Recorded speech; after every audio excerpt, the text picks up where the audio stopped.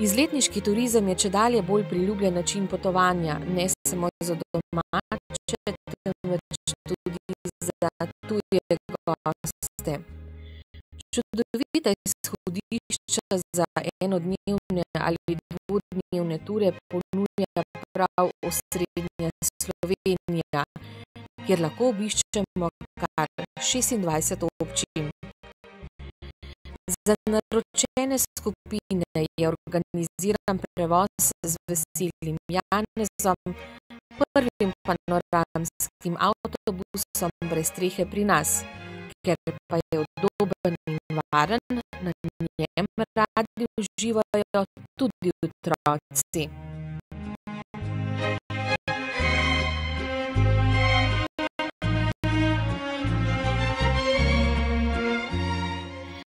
Vaš izlet lahko pričnete v Županovi ali Taborski jami pri Grosupljem. Tisti z dobro kondicijo bodo na ogledu mimo kapniških torb iz jurskih kapnencev, starih 180 milijonov let, prehodili kar 1000 stopnic. V jami je 7 dvoran, kapniki pa so nastali po zadnji ledeni dobi.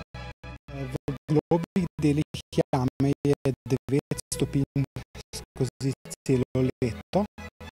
V tistem delu, ki je najbližje površju, temperatura niha od 6 stopinj po zimi do 12 v vročem poletju.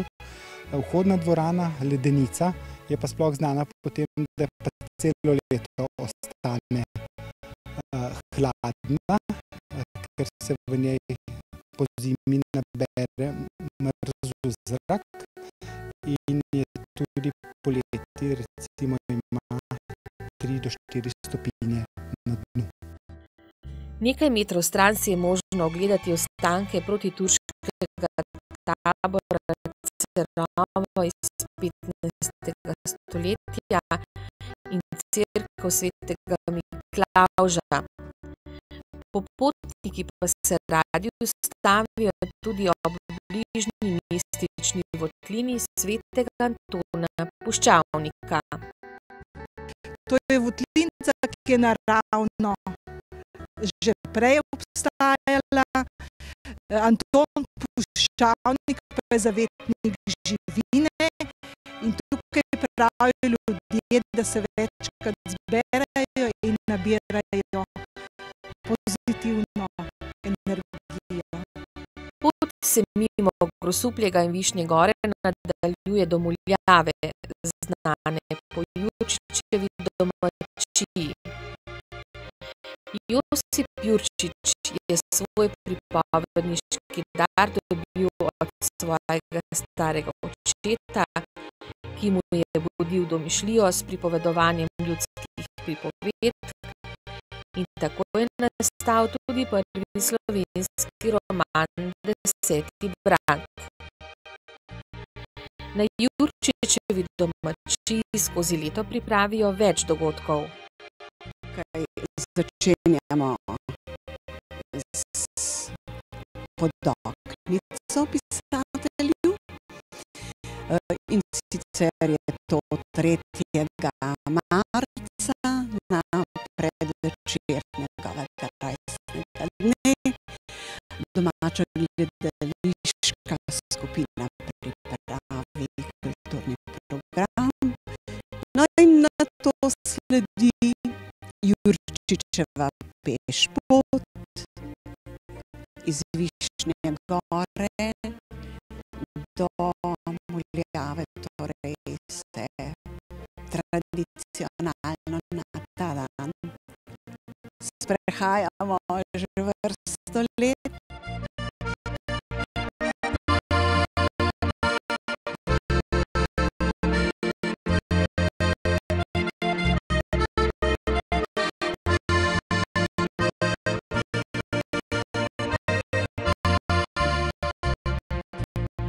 Na popotni potovanju se seveda treba tudi okrepčati. Odlične domače dobrote mimoidočim in organiziranim skupinam nudita tudi bližnji izletniški kmetiji Erjavec in Okoren. Med drugim se ukvarjajo s sadjarsko dejavnostjo.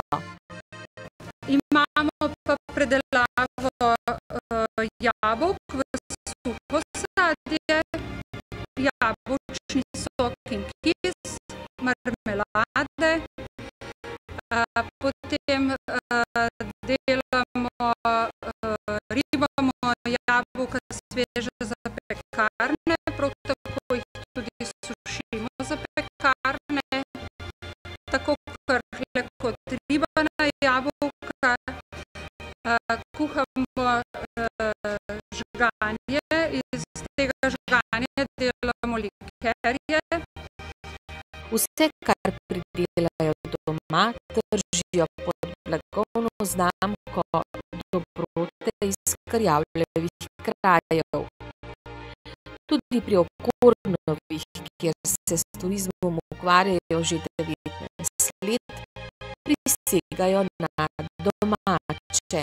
Ljudje čedalje bolj povprašujejo po teh zadevah, ne.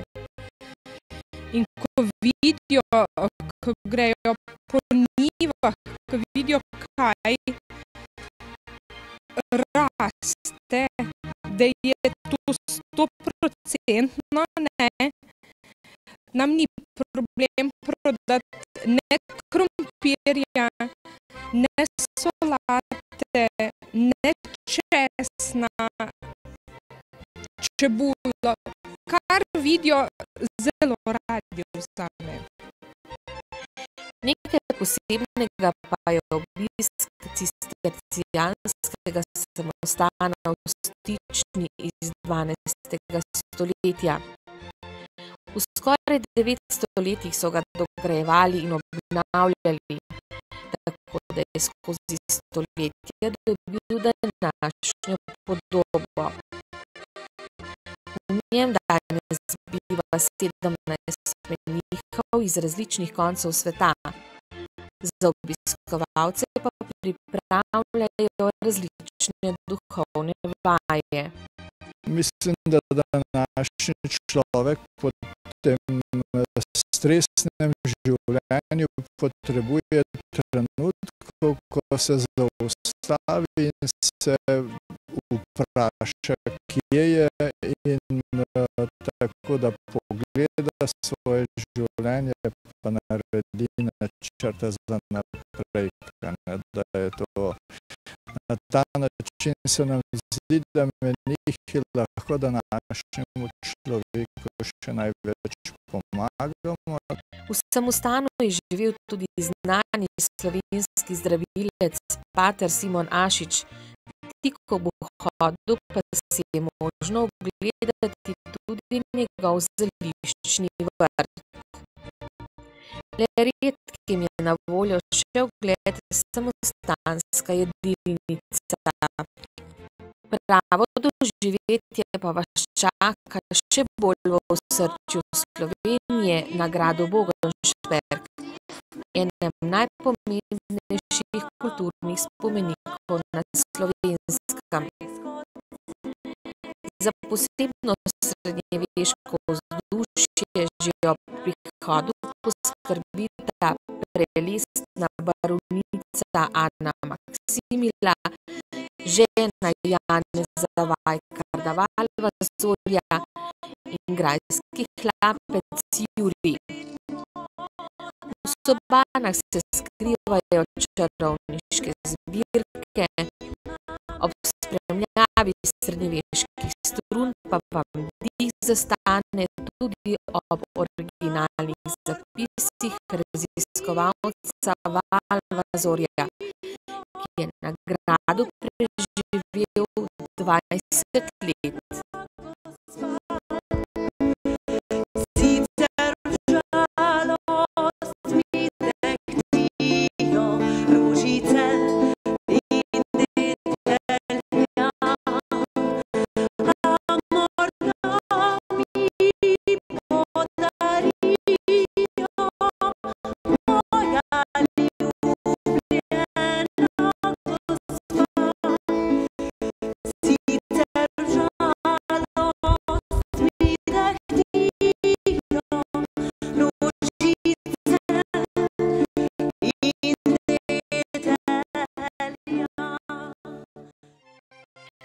Kako pomembno je povezovanje v turizmu, se zavedajo tudi na 270 let stari kmetiji pri Krač v Dolu pri Ljubljani.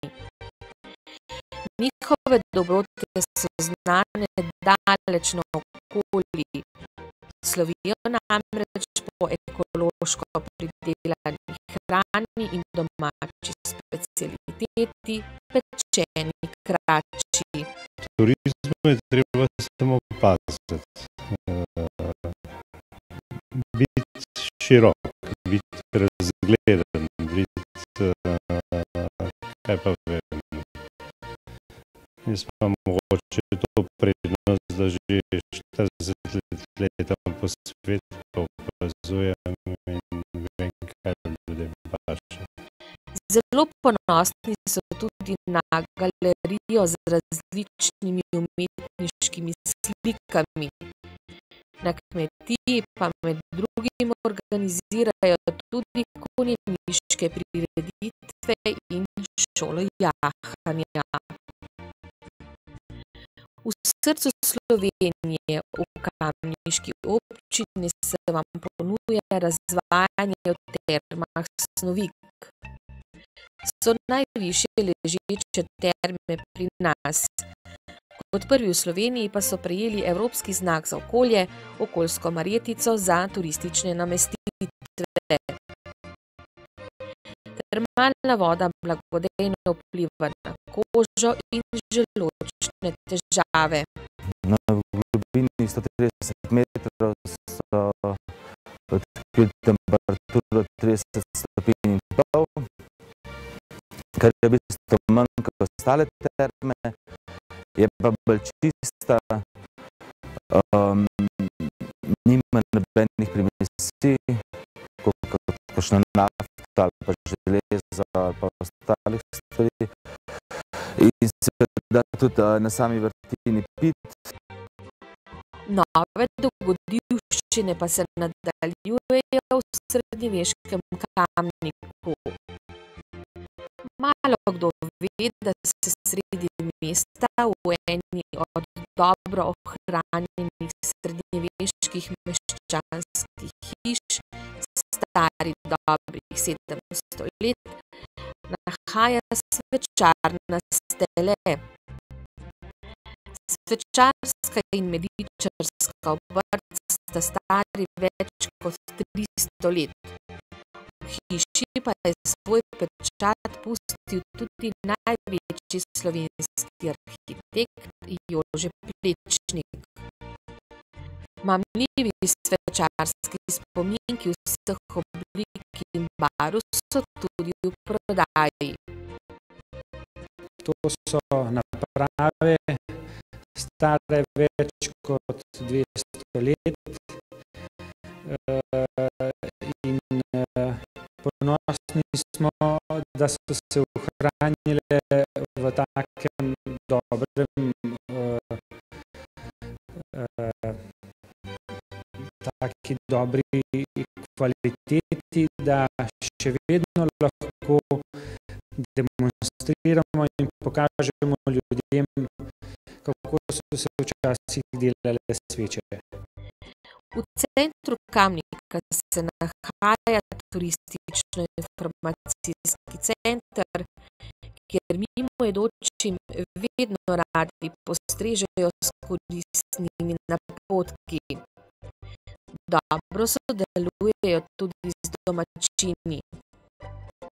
Naše mišljenje je, da je v bistvu zadovoljen prebivalec mesta in njegov najboljši ambasador in tisti, ki bo delal reklamo in promocijo svojega mesta. In če s tem ozaveščanjem in spodbujanjem povezanosti z mestom začnemo že pri najmlajših, mislim, da je to naša najboljša investicija. Kamnik pa slovi tudi po skopuški grofici Veroniki, ki je davno nekoč živela na Malem gradu. In čeprav je mitološko psihološko negativna oseba, so jo kljub temu upodobili v kamniškem grbu. Po legendi naj bi se hudo razjezila na 3 revne brate, ki so jo prosili za denarno pomoč, da bi dokončali gradnjo cerkvice. Od silovite jeze je tako močno udarila s pestjo v skalo ob gradu, da se njen odtis vidi še danes. Zarekla se je, da se raje spremeni v kačo, kakor daruje denar. Takrat naj bi se zatresla tla in Veronika se je res napol spremenila v kačo. Pred meščani se je odprla zemlja in Veroniko zavedno požrla. Menda pod malim gradom še vedno čaka na odrešitelja.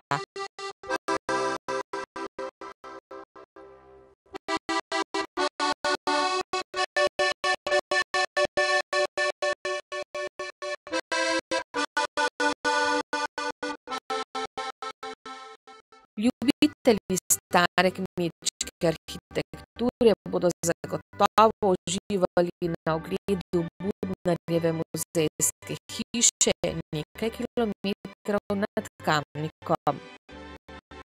350 let stara hiša je spominsko varstveno zaščitena in preurejena v muzej.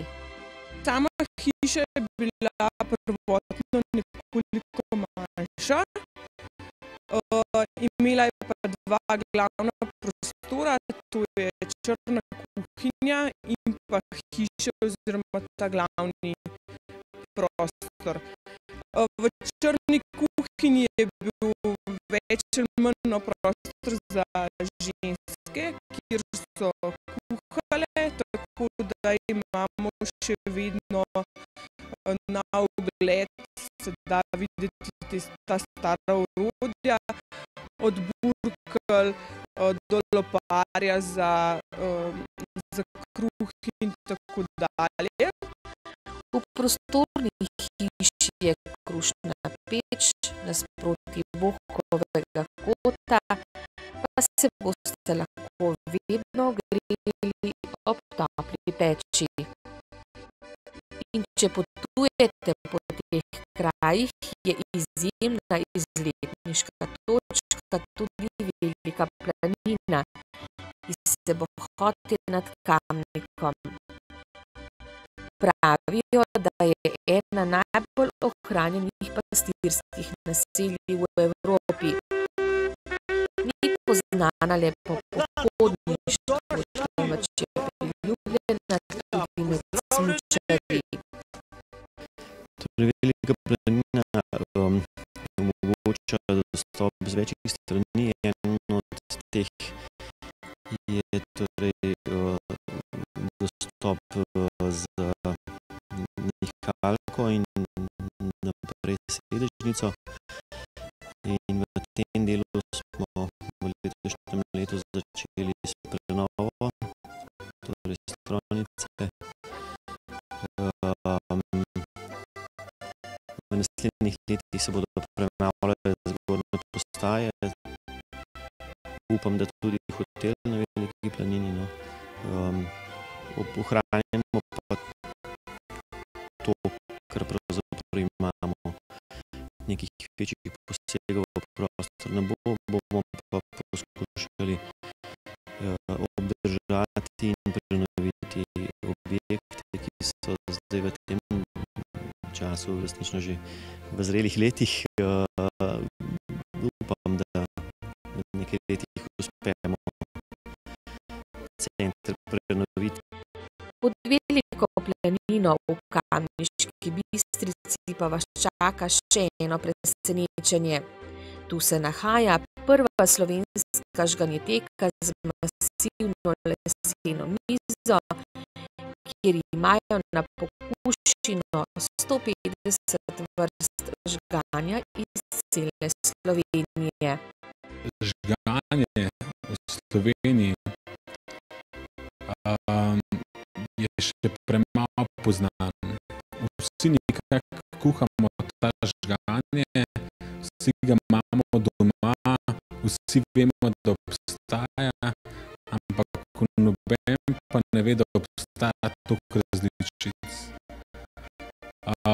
Imamo zelo dobro žganje od likerjev do močnih žganj in čar te žganjeteke je, da ljudje pridejo sem in spoznavajo okuse naših žganj, naših domačih, od Primorske do Gorenjske, Dolenjske, Prekmurja, imamo od orehovcev, smrekovega likerja, borovega likerja, grape, brinjevcev, borovničk. Poleg tega Matjaž Jug upravlja še s posebnim ekološkim glamping kampom, ki v sezoni sprejme do 20 ljudi. To je majčkeno bolj, kako bi rekel, glamuren kampiranje in to so čisto obične lesene hiške, v kateri ima noter 2 jogija, postelino in pa svečko. Tako da so to res taka natur bivanje v naravi.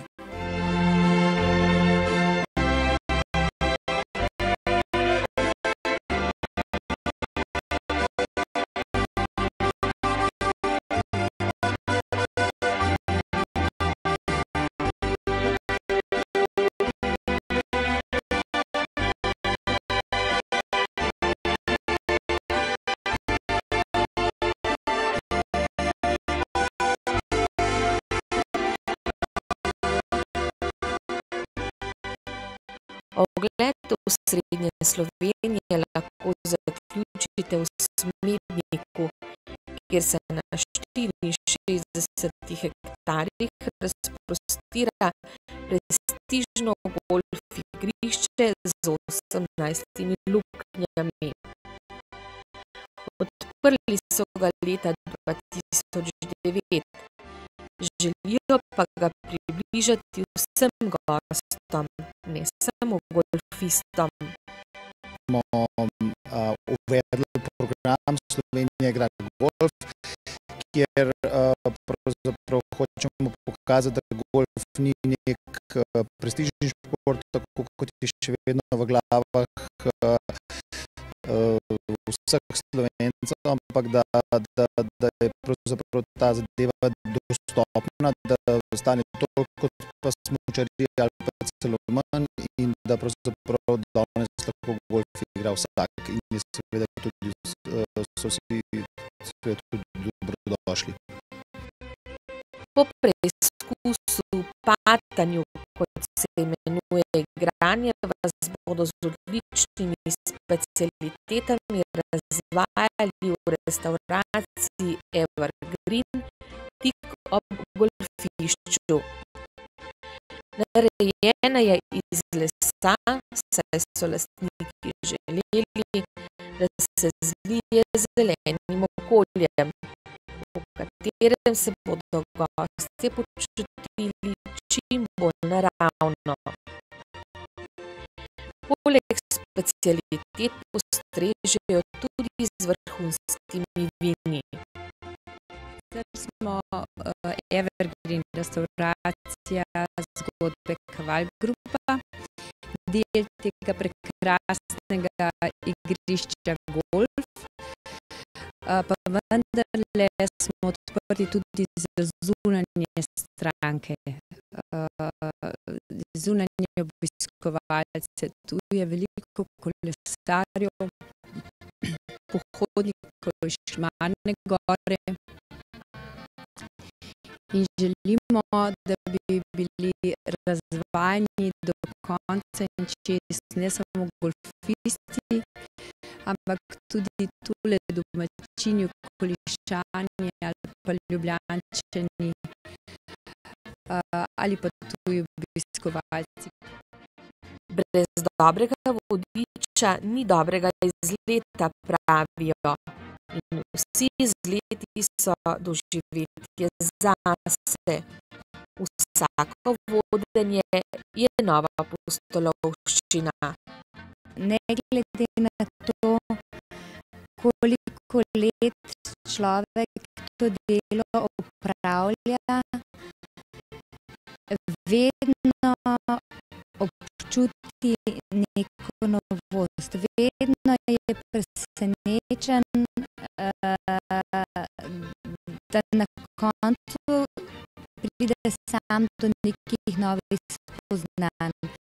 Se pravi, ko se na turo pripravljaš, večinoma razmišljaš, kaj boš podal, kaj boš ti nudil, ne?